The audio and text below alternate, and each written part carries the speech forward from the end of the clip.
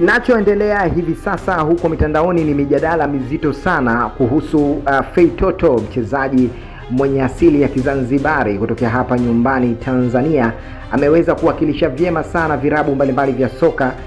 kama vile Young Africans ikiwemo na Azam, ambayo sasa hivi mjadala mzito ni kwamba Fei ana hati ya kuweza kuondoka kwenda klabuni Simba, na moja kwa moja imeonekana kwamba Faisal mwenyewe dili hili amelipokea kwa mikono miwili, na muda mrefu sana Simba amekuwa akimtaka Faisal, lakini kutokana na kupishana kwa madau ambayo Simba amekuwa kuyaweka, tajiri amekuwa akitoa fedha ambayo matajiri wa Azam hawakuridhika nayo, ndio maana Faisal akaendelea kusalia Azam. Lakini awamu hii bwana, tajiri wa Simba pamoja na jopo la usajili wameamua kuvunja kibubu, kumtemesha bungo Faisal kutoka klabuni Azam kurudi kwenye klabu ambayo imekuwa ni bora kwake siku zote, Simba, ambako huko Faisal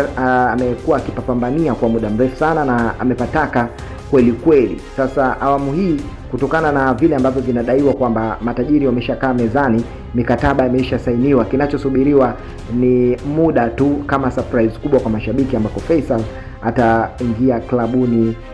Simba. Lakini kwa namna moja ama nyingine, kocha wa klabu ya Azam, namzungumzia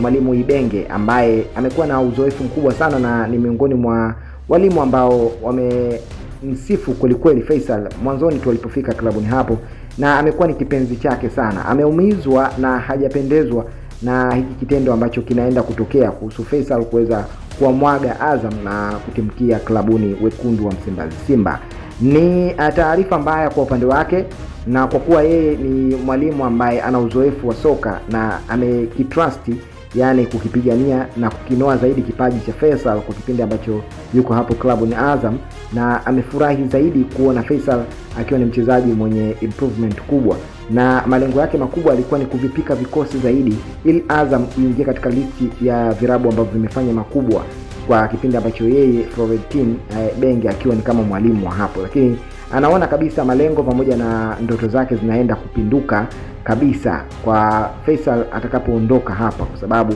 ni mchezaji mmoja wapo ambaye ni tegemezi zaidi katika kikosi chake, na amekuwa akitengeneza mifumo formation zile zilizokuwa bora zikimhusisha Faisal ndani yake. Itakuwaje Faisal Salum Abdallah akiwamwaga Azam kipindi ambacho Ibenge yuko katika mipango yake? Hii hapa ndiyo trending news, na mijadala mizito imezidi kuibuka huko mitandaoni. Wewe kama shabiki unaamini kwamba Faisal ni kweli